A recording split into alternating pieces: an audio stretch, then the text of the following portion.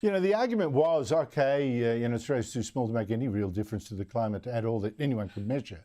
But we have to do it to set a good example to everyone else. If we didn't do it, they wouldn't. Well, China's not doing it. America's not doing it. India's not doing it. Right to our north, Indonesia's not doing it. I mean, who are we setting the example to at tremendous cost? Because it's not just that. Even in the developed world, it's not just the US now jumping off the global warming bandwagon, or at least trying to slow it down. So now that the costs are so clear, is it?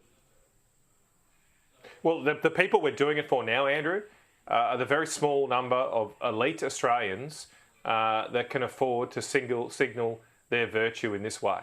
That's what we're doing it for. It's not about the environment.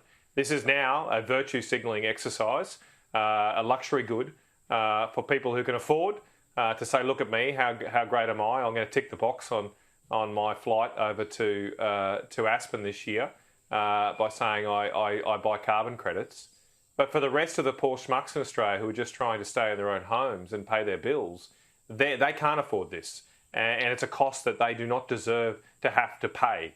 And increasingly, this is going to be a cost that puts our own prosperity at risk. I think what Donald Trump has done today is a great challenge to Australia's economic prosperity, because what he has done is put America on a path to have lower energy prices, high competitiveness, not just through this thing we're discussing, but the cutting of red tape, the cutting of wasteful government spending.